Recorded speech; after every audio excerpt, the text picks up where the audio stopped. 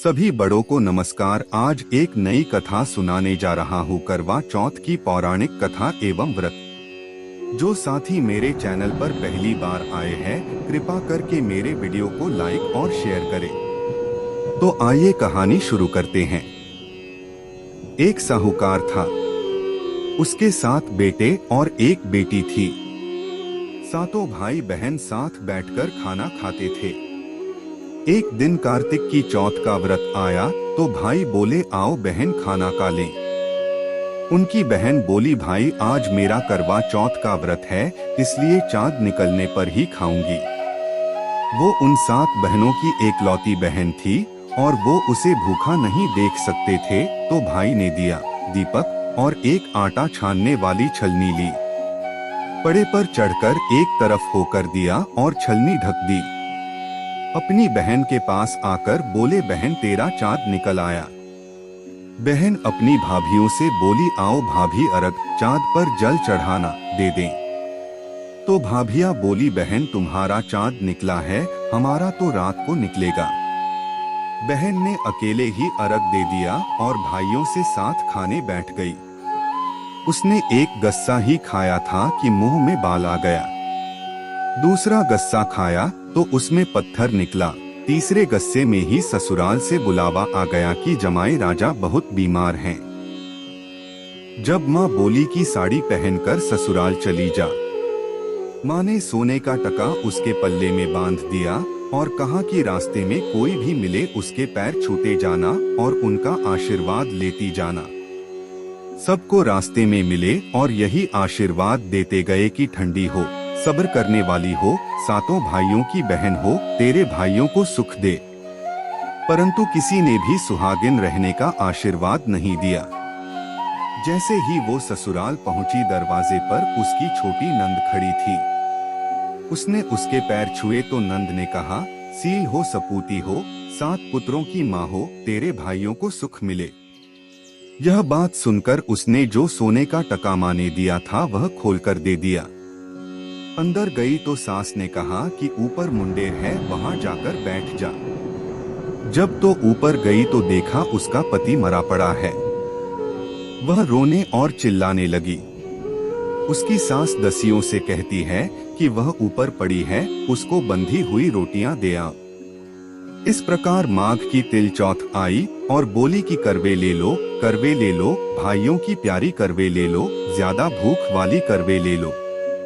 तब वह माता को देखकर बोली कि तूने मेरे को उजाड़ है तो तू ही सुधरेगी, मेरे को सुहाग देना पड़ेगा।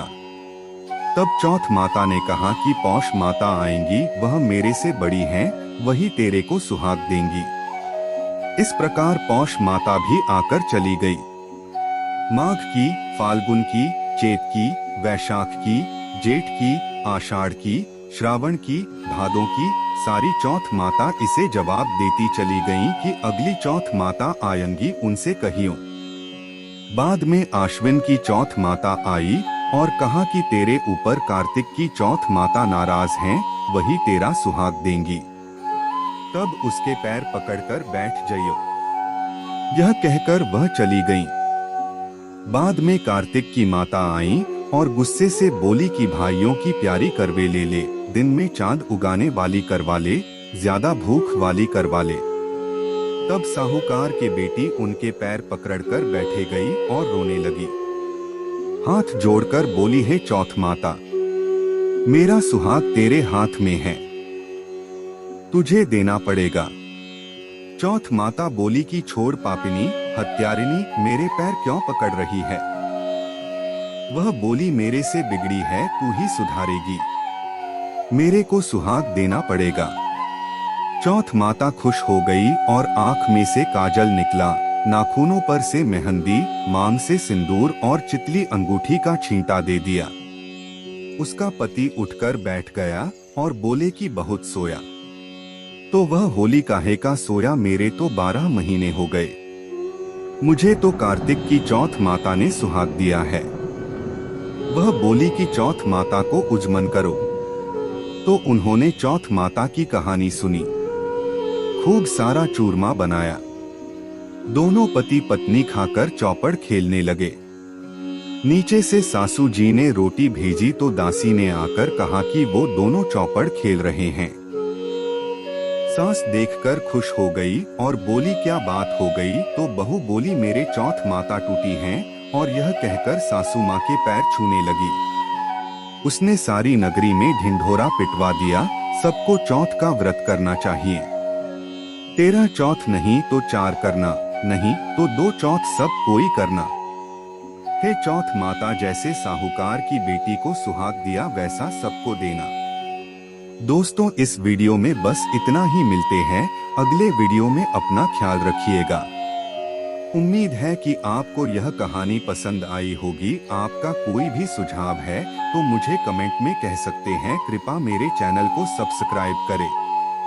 अब मैं मिलता हूँ आपको अगली वीडियो में।